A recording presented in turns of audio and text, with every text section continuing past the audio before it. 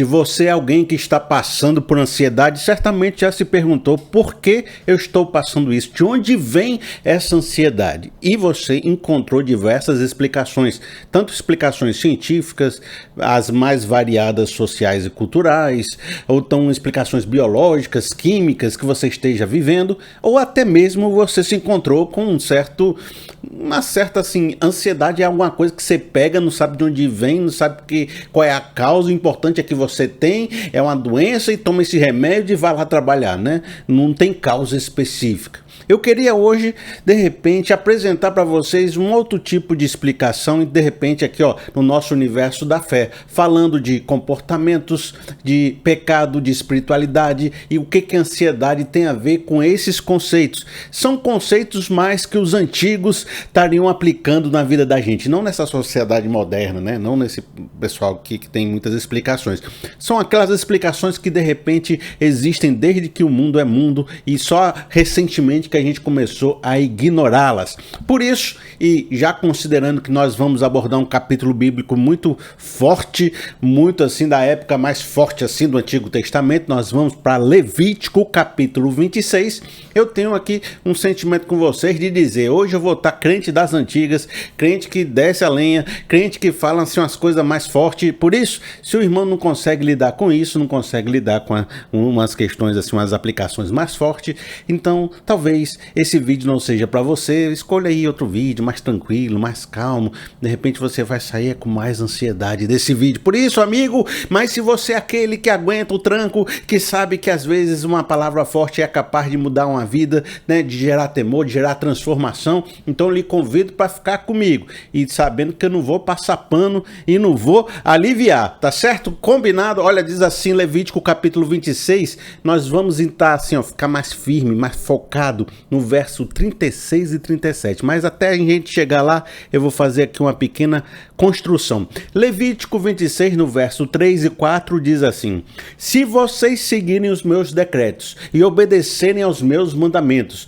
e os colocarem em prática, eu lhes mandarei chuva na estação certa e a terra dará a sua colheita e as árvores do campo darão o seu fruto. Começamos bem, começamos com palavras de bênção e até o verso 14 você vai ver, né, a aplicação daquela aliança clássica de Moisés que diz assim, olha, se vocês obedecerem os meus mandamentos, se vocês forem fiéis, se vocês cumprirem os propósitos que eu tenho para vocês como nação, né? Então eu virei do céu, vou abençoar vocês, vou trazer chuva, vou trazer colheita e vocês vão viver o melhor dessa terra. Tem sempre essa aplicação, olha, se vocês fizerem isso, vocês vão receber isso. Se vocês fizerem aquilo, vocês vão receber aquilo outro. Se então, causa e consequência. As palavras dos antigos, elas eram muito vinculadas. Se você faz determinado tipo de comportamento, você tem determinado tipo de resolução, de consequência, de bênção ou de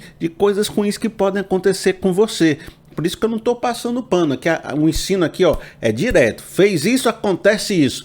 E agora, se você tem assim o se e então para aquilo que é bom, positivo, promessa, bênção, você também tem causa e consequência para aquilo que é condenação. E é isso que a gente vai ver no Levítico capítulo 26, no verso 14, que diz assim: mas se vocês não me ouvirem e não colocarem em prática todos esses mandamentos e desprezarem os meus decretos, rejeitarem as minhas ordenanças, deixarem de colocar em prática todos os meus mandamentos e forem infiéis à minha aliança, então assim eu os tratarei.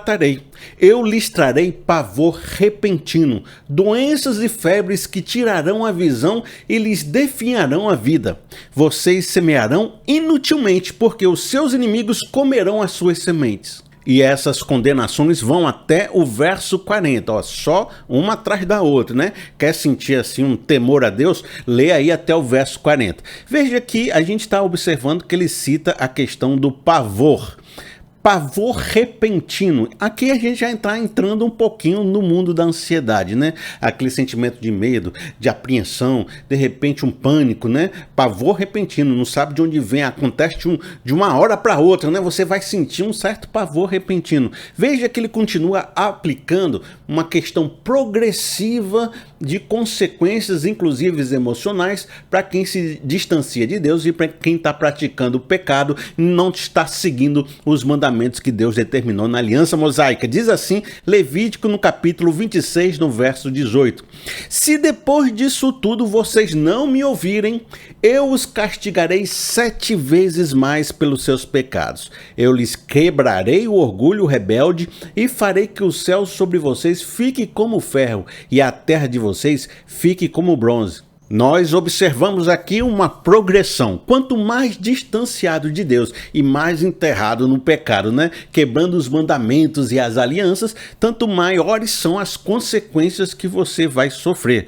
E aí você percebe que essas consequências têm um propósito: provocar um quebrantamento do orgulho, um quebrantamento desse tipo de ação e atitude, para que possa de repente chegar até um processo de salvação da sua vida. Veja, então a gente vai chegar aqui nos versos 36 e 34. E o que eu quero dizer com isso é que esses versos estão no maior aprofundamento do distanciamento de Deus, né? No começo ele fala algumas coisas e aí ele vai aprofundando e dizendo 7 vezes mais, 7 vezes mais. Você está chegando no fundo do poço, você está se aprofundando no mais distanciamento de Deus e no pecado. Olha que aqui estão as condenações mais profundas. Então, esse verso 36 e 37 está dizendo a respeito daquele que foi muito distante de Deus, né? Que se enterrou muito no pecado e na vala. E aí ele fala dessa questão das coisas mentais que estão acontecendo, dessa ansiedade, desse medo e desse pavor. Diz assim, presta atenção que esse aqui é um dos nossos versos principais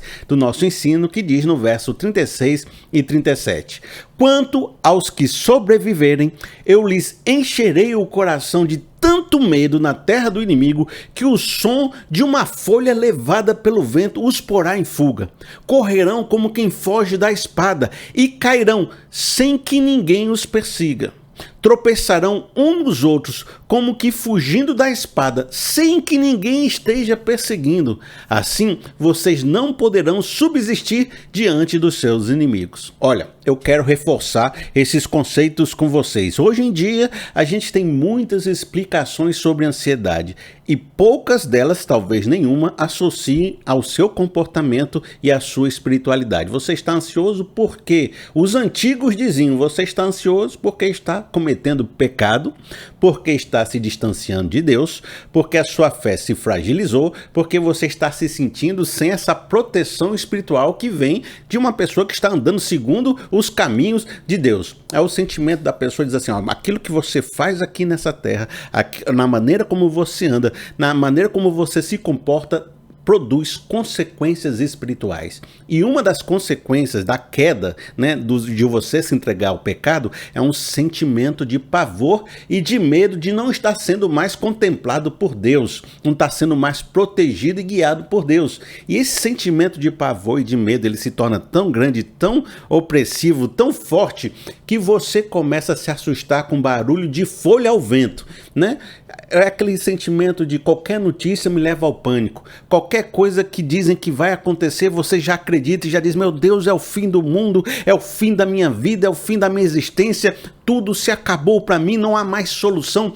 Tudo o que pode acontecer de ruim vai acontecer. Você não tem mais nenhum freio emocional. Sabe quando você tem freios emocionais? Né? Diz assim, rapaz, tal coisa vai acontecer de ruim. Não, calma, rapaz, a gente tem fé em Deus. Deus vai cuidar de nós. Nós já passamos por isso. É um freios emocionais. Mas nesse momento onde o pânico e o pavor tomou seu coração porque você se aprofundou muito no distanciamento espiritual e se aprofundou no pecado, você não tem mais freios. Se você disser, você vai morrer, eu vou morrer, aí você acredita. Você vai acontecer isso com a sua família, isso vai acontecer com a minha família. Meu Deus, e como é que será meu futuro? E se nada acontecer de bom? E se nada que eu planejei der certo?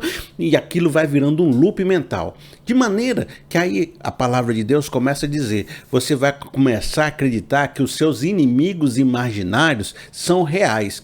E se a sua mente acredita que esses cis, esses inimigos imaginários, esses inimigos que não estão nem lhe perseguindo, estão de fato lhe perseguindo, se você acredita nisso, a sua mente começa a agir e a sentir como se isso fosse real e produzir uma série de medos e pânicos sem que ninguém esteja perseguindo você. E sabe o que vai acontecer na sequência? Você vai começar a tomar atitudes e decisões segundo aquilo que você acredita mentalmente, mas que não tem razão nenhuma aqui fora de estar acontecendo. Ou seja, você acha que tem um inimigo te perseguindo, está vindo com a espada, vai te destruir. Você começa a gastar seu dinheiro, tomar ações que nunca teria tomado se não fosse isso, acabar com aquilo que você construiu na sua história. Você vai se desgastando, se autodestruindo por situações que nem existem. Você já percebeu que isso acontece na vida de muitas pessoas? Elas começam a tomar milhões de ações e ações que são destrutivas por causa de inimigos mentais que nem existem, e a vida delas poderia estar muito melhor se na mentalidade ela tivesse uma visão mais correta do que está acontecendo aqui na sociedade, se ela fosse mais equilibrada. É o desequilíbrio emocional que está causando a maior parte das destruições do seu coração. Já pensou nisso? Olha, eu tenho aqui um certo resumo de tudo que a gente conversou e eu vou ler para ficar bem bonitinho, para que você possa assim não se perder no nosso ensino. Diz assim: a perturbação mental, pavor e ansiedade estão ligadas a uma vida distante da vontade de Deus, da convicção que estamos desconectados e desprotegidos, entregues ao vento. E que nosso comportamento e os pecados cometidos têm tudo a ver com o que está acontecendo em nossa mente. E que por estarmos nesse estado mental alterado, estamos nos destruindo por tomar decisões baseadas no medo, nos alardes de inimigos que só existem em nossa imaginação. E quanto mais distante de Deus, tanto mais profunda e intensa é essa ansiedade. Percebeu aí o nosso resumo? Preciso repetir, talvez um pouquinho, para ver se fica firmado, o ensino mais da ansiedade ligado à espiritualidade bíblica. Diz assim: a perturbação mental, pavor e ansiedade estão ligados a uma vida distante da vontade de Deus, da convicção que estamos desconectados e desprotegidos, entregues ao vento, e que nosso comportamento e os pecados cometidos têm tudo a ver com o que está acontecendo em nossa mente. E por estarmos nesse estado mental alterado, estamos nos destruindo por tomar decisões baseadas no medo, nos alardes de inimigos que só existem em nossa imaginação. Pense! E quanto mais distante de Deus, tanto mais profunda é essa nossa ansiedade. A maioria dos pensadores modernos, dos contemporâneos, das pessoas que criticam a religião, achariam essa nossa afirmação um absurdo. Eles diriam o seguinte, e aí talvez tenha até algum tipo de sabedoria na palavra deles, e eu quero que você preste atenção na crítica deles. Eles diriam: olha, você está colocando aqui uma ansiedade gerada pela religião. Sabe o que está acontecendo? É a própria religião que está gerando essa ansiedade, essa culpa, esse medo nas pessoas. Não é o fato delas estarem distante ou perto de Deus, é porque a religião é um gerador de ansiedade. Quer saber como você trata essa ansiedade? Quer saber como você se livra da ansiedade? Rapaz, saia da religião. Acabe com esse negócio da religião na sua cabeça. Acabe com essa culpa. Saia de perto desse negócio que você vai experimentar uma paz maravilhosa na sua vida. A sua mente vai ficar tranquila, rapaz. Todo o seu problema é a religião. É a religião que causa ansiedade. Tirou a religião, você é feliz, você é lindo, você é maravilhoso. Então, as pessoas contemporâneas, elas vão olhar para a fé como um conjunto de grupo de pessoas ignorantes que falam dessas coisas, e essas coisas são uma visão medieval da vida, e você só está sofrendo porque tem essa religião no coração. Entendeu, né? Essa é a crítica. Mas aí eu fico pensando, né? Essas questões, essas visões da ansiedade ligada aos comportamentos, né? Da ansiedade ligada ao distanciamento de Deus, ao pecado, elas existem há milênios, né? Então ser humano aprendeu a conviver com esse conceito fazia sentido por muito tempo, porque o ser humano respondia bem a esses conceitos e a gente estava aqui vivendo. No entanto, hoje, na época moderna, na época contemporânea, nessa época que as pessoas estão fazendo essa crítica, é a época considerada de maior ansiedade do mundo. É época considerado do maior depressão e ansiedade. O mal do século, o mal da existência humana hoje é ansiedade, depressão, doenças da alma. Então esse mundo que diz que a religião é provocadora de ansiedade, a religião é algo ruim, a religião é algo complicado, ela está apontando um ensino que ao longo dos séculos não transformou o mundo no mundo da ansiedade. E está dizendo que o mundo dela é o bom, é o mundo feliz, é o mundo agradável. No entanto, é o mundo dela que é chamado do século da ansiedade, o século da depressão, o século dos problemas emocionais. Elas parecem aquela passagem bíblica que diz: você que aponta o pecado do seu irmão, né, o cisco no olho do seu irmão, tire primeiro a trava do seu olho, né? Dizendo assim, rapaz, aquele que acusa, que aponta, que critica, não está olhando a si mesmo. E nesse caso, se você comparar a ansiedade da religião com a ansiedade do mundo, a do mundo é muito maior, muito mais profundo, muito mais sistêmica e muito mais difícil de alterar. Nós nascemos nesse mundo que é um gerador gigante de ansiedade e está todo mundo tentando lidar com isso. Mas aquilo que nós propomos como solução não resolve o gerador da ansiedade. O mundo e suas ideologias, o seu conceito, a sua cultura, os seus sistemas, as suas pressões, a sua forma de ser, ele é um provocador gerador de ansiedade massivo. E o que a gente faz como sociedade? Toma esse remédio, tome mais remédio, tome mais remédio. A gente está vivendo uma crise dos opioides, a crise dos remédios. Está todo o tempo dizendo, rapaz, fique dopado para você aguentar esse mundo gerador de ansiedade. Mas a culpa é da religião, a culpa é da fé de vocês, porque aqui, ó como a gente está feliz, ó como a gente está tomando remédio até se entupir, está todo alegre. A gente está vivendo um mundo assim, um mundo caído, um mundo desgraçado, e diz, rapaz, alivia a sua ansiedade com esse método, com essa técnica, com aquilo outro, aí faz diminuir só um pouquinho da pressão, aí você volta para o mundo, começa a gerar dentro dessa máquina, dessa engrenagem caída, você vai aumentando a pressão, tá a ponto de explodir, o pessoal, não, toma esse remédio, toma esse método, toma esse processo, pense dessa maneira, e aí você vai alivia um pouquinho da pressão, e vai subindo a pressão de novo, você fica no morde-a-sopra com esse mundo ansioso, e a culpa é da religião, a culpa é da gente, né, gente? Então, a Bíblia mostra assim, dizendo, rapaz, você quer saber o que está gerando ansiedade? É esse mundo caído, esse mundo sem Deus, esse mundo idólatra, esse mundo que não entende os valores revelados do alto, e por isso que ele é reflexo da queda humana, e que ele provoca esse tanto de ansiedade no coração do homem, porque esse é um mundo desconectado de Deus. Aí vem o mundo e diz, não, rapaz, é você que é o provocador de ansiedade, é a religião que é maligna, é a religião que faz isso. E aí você diz, então vamos para o mundo, né? Vamos para o mundo, que o mundo é um lugar de paz, é um lugar de alegria, é um lugar de mansidão, é um lugar que os pensamentos ficam todo lindos. Aí uma pessoa vai para o mundo e vê que está lá a ansiedade, a destruição, a confusão, e não existe paraíso naquele lugar. Então, o que acontece? Reafirma a palavra bíblica, de que você, distante de Deus, acaba chegando num mundo ansioso, com medo de tudo, sem se sentir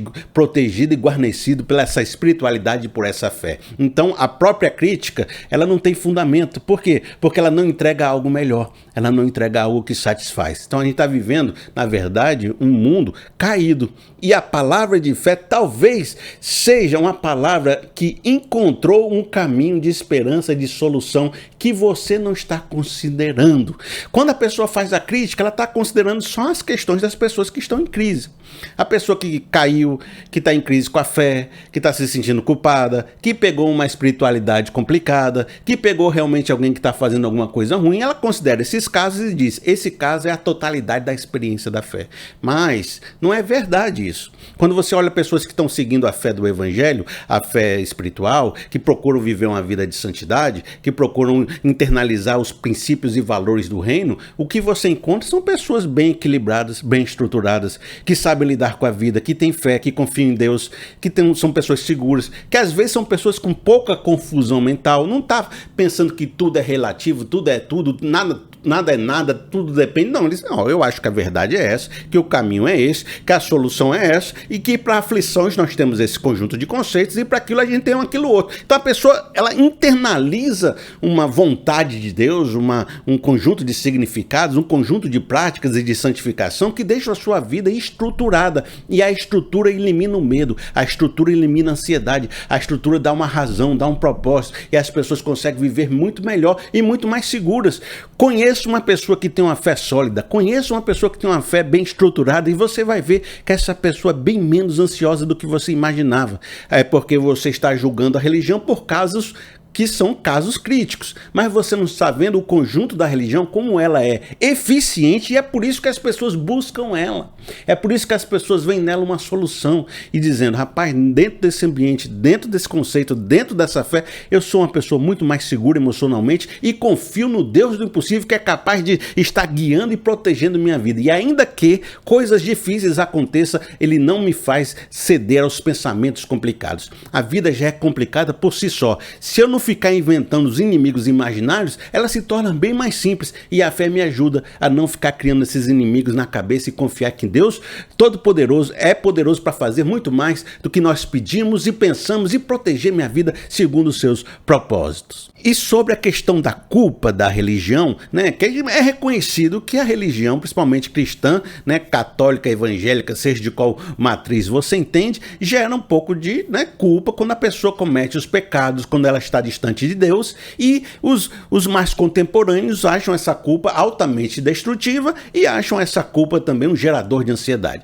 Sobre essa culpa, você está olhando só como se fosse apenas um segmento de todo o processo, porque se a gente perceber na Bíblia, a culpa ela vem para gerar um quebrantamento, para gerar a quebra do orgulho e do ego, para que essa pessoa possa encontrar um caminho de restauração. E boa parte da Bíblia não está tratando da culpa, mas tratando de o que você deve fazer ou como você deve caminhar para ser restaurado diante de Deus. Ela está revelando, na verdade, a misericórdia e a graça de Deus, porque considerar que as pessoas vão cair, a Bíblia considera direto. Por isso que existe toda a lei, a questão dos sacrifícios, dos sacerdotes, o que fazer quando isso acontece. E durante todo o período profético, existem todas as lamentações dizendo, volte-se para Deus, arrependa-se dos seus pecados, venham, porque Deus vai receber vocês, porque Deus está de braços abertos. A misericórdia e a graça são reveladas de todas as formas, inclusive com Deus enviando Jesus para que todo aquele que nele crê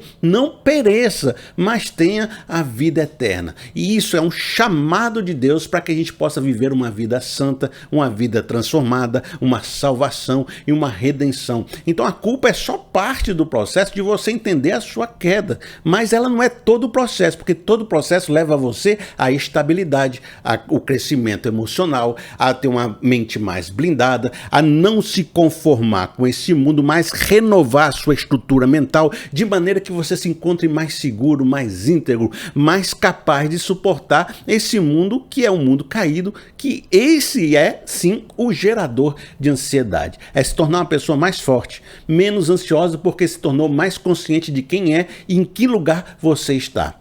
Veja, eu vou ler para vocês uma passagem bíblica muito interessante que ela fala sobre esse tipo de tristeza, que talvez seja a sua crítica, a crítica dos contemporâneos, de que a tristeza pode gerar uma destruição.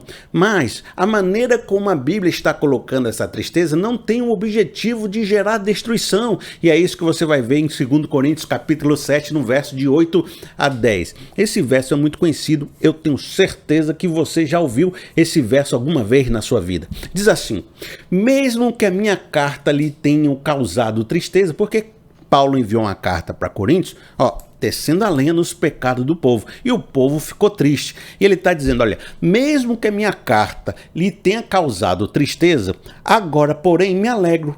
Não porque vocês foram entristecidos. Eu não estou feliz porque vocês ficaram tristes. Eu não estou feliz porque vocês entenderam a sua culpa. Eu não estou feliz porque vocês entenderam, olha, eu sou miserável, eu sou pecador, eu fiquei triste por estar cometendo esse pecado. Eu não estou feliz, a fé não está feliz de você chegar nesse ponto. Ela não está se alegrando dizendo, tá vendo, eu consegui fazer ele ficar mal com a minha palavra, tá ali um bando de gente se sentindo culpada. Não, isso não é o objetivo. Aí está dizendo assim, eu não porque vocês foram entristecidos, mas porque a tristeza os levou ao arrependimento. Aí Paulo vai falar do processo. O processo precisa estar completo. O processo não é só a geração do quebrantamento, porque levou ao arrependimento. Pois vocês se entristeceram como Deus desejava, e de forma alguma foram prejudicados por nossa causa. Essa tristeza não prejudica, não causa dano, não lhe torna uma pessoa menos produtiva na sociedade, não destrói a sua mente. Veja, A tristeza, segundo Deus, produz um arrependimento que leva à salvação e não ao remorso. Mas a tristeza, segundo o mundo, produz a morte. Vejam o que esta tristeza, segundo Deus, produziu em vocês. Que dedicação, que desculpas, que indignação, que temor, que saudade, que preocupação, que desejo de ver a justiça feita. Veja que a tristeza, né, provocou um arrependimento, uma transformação de vida e produziu virtudes e a vontade de tornar esse mundo um lugar mais justo. É porque as pessoas não estão sendo confrontadas com a tristeza que leva ao arrependimento, que esse mundo está caído. Mas a partir do momento que elas se encontram com a verdadeira transformação, o mundo se torna até um lugar melhor, com mais desejo de justiça. Então, se você, amigo crítico, quer criticar a religião, vamos pensar que talvez você tenha alguma razão, que exista realmente religiões que sejam complicadas, estejam trazendo um peso de jugo muito maior do que deveriam, e esse jugo está causando, sabe, um coração destruído nas pessoas aí fora, e a gente sabe que a religião causa isso, e Jesus Cristo foi uma pessoa que sempre estava ali criticando as religiões por isso, pelo mal que ela causava. Então, né, Deus já nos alertou sobre isso e a gente sabe sobre isso. Mas, ao mesmo tempo, a gente vê que existe uma tristeza que produz arrependimento e salvação. Então, vamos aqui colocar. Existe uma tristeza, segundo o mundo, que causa destruição. Existe uma tristeza, segundo Deus, que gera virtude e justiça. Então, se essa religião que nós estamos trabalhando aqui, que é maligna, está causando tristeza, segundo o mundo, então essa é uma religião mundana, porque é o mundo que gera o problema. É o mundo caído que gera o problema. Então, estamos solucionando aqui a sua questão. Então, eu mesmo vou criticar a religião que você está criticando.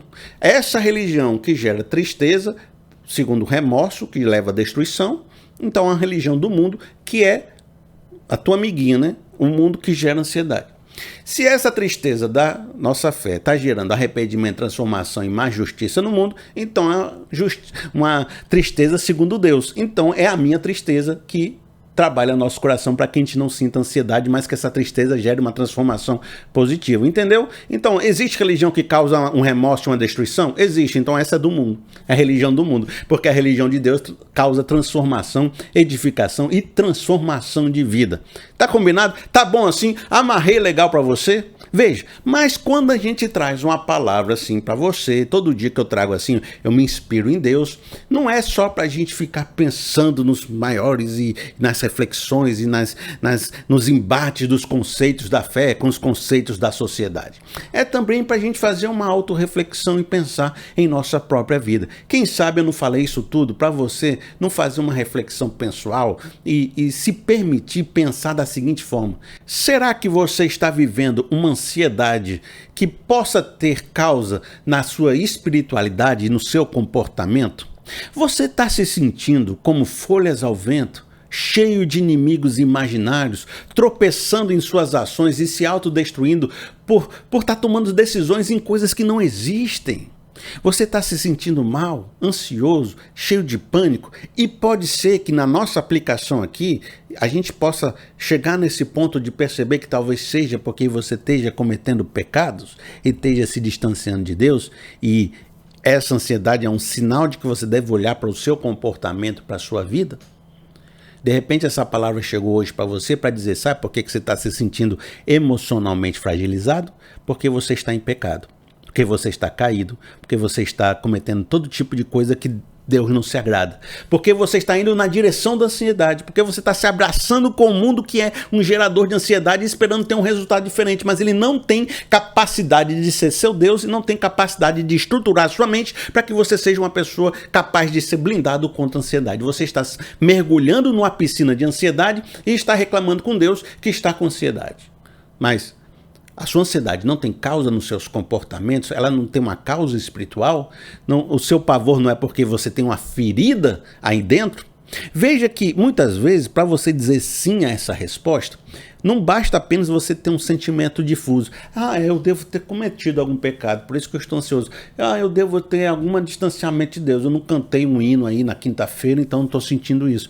Não, para você responder sim a essa minha pergunta, a essa minha reflexão, você precisa ter uma profunda convicção de que há algo que está pesado no seu coração. Precisa haver uma ferida interna. Há algo no seu passado causando essa ferida, há um peso de pecado verdadeiro que você está carregando. Há algo que não lhe deixa descansar a mente, fica ali lhe acusando de dia e de noite, que você precisa encontrar uma redenção. Eu quero que você saiba, pela minha palavra de hoje, que essa consciência do pecado, que essa ansiedade, esses sinais que você está observando na sua vida, que a religião está te revelando, é apenas parte do processo, como a gente falou até aqui. E você está identificando que está vivendo esse processo. Agora, uma vez que você identificou, você pode se morrer nessa confusão de pensamento, nesse distanciamento de Deus, nesse abraçar com o mundo, ou você pode iniciar um caminho de restauração, salvação e redenção da sua alma.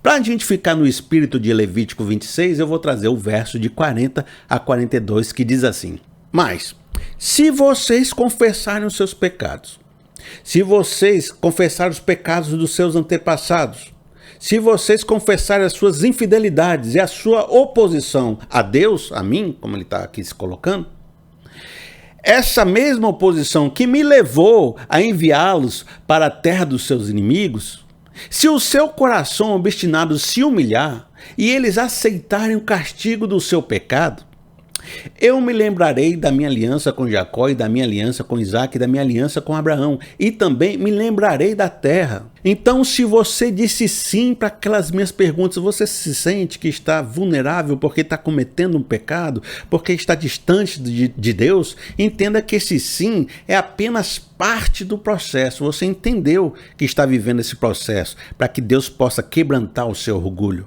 Mas agora que você entendeu, você pode continuar o processo e dizer: se você confessar o seu pecado, se você se humilhar diante de Deus, se você procurar uma redenção, restauração e tentar curar essa ferida na sua alma, de Deus há um perdão para você, há uma restauração, e Ele vai se lembrar dessa aliança e vai restaurar a sua vida. Eu não quero ir muito para os conceitos do Novo Testamento, porque eu estou aqui no espírito do Levítico 26, mas saiba disso, há esperança para você, há misericórdia, há graça, há transformação, há edificação, há aquele momento onde você vai poder restaurar a sua ferida e se encontrar de novo, sabe, com o coração pleno e dizer: rapaz, o meu medo passou, o meu pânico passou, o meu sentimento de segurança espiritual retornou, eu estou me sentindo bem, eu estou me sentindo legal. Por quê? Porque eu tinha questões da minha vida que não saravam com remédio, não saravam com técnicas, com métodos, sarava com arrependimento verdadeiro, com confissão de pecados, com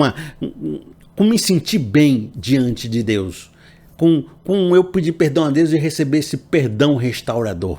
Talvez seja isso que você deva fazer para resolver essa sua ansiedade, ficar bem com Deus. E quando a gente está bem com Deus, e vem chuva, e vem tempestade, e vem complicação, mas a nossa casa fica de pé. A nossa casa emocional está fundada numa rocha. E aí você diz: rapaz, mais tem Deus para dar do que o diabo para tirar. E você resiste ao Satanás e ele foge de você. Amém? Tranquilo? Recebeu? Internalizou? Eu espero que essa palavra tenha edificado a sua vida. E eu vou ficando por aqui. Se o irmão quiser me abençoar, não se constranja, não pense que não faz diferença, porque faz muita diferença. E cada valorzinho que os irmãos dão complementa a minha renda para mim continuar fazendo esse trabalho maravilhoso para vocês. Por isso, faça através do Pix, pr.felipeseabra@gmail.com. pr.felipeseabra@gmail.com é meu e-mail do Pix. Você pode fazer através dele. Tem ali aquela opção de você fazer uma mensagem quando você faz um Pix. Então toda vez que você fala: vou mandar aqui R$20 pro Felipe, vou mandar 50, vou mandar R$1, aí você coloca lá uma mensagem para mim poder ver o que estava passando no seu coração. No mais, que Deus abençoe vocês. Não esquece de se inscrever no canal, apertar no sininho, apertar no botão de curtir e compartilhar com o maior número de pessoas possíveis. Até o nosso próximo vídeo.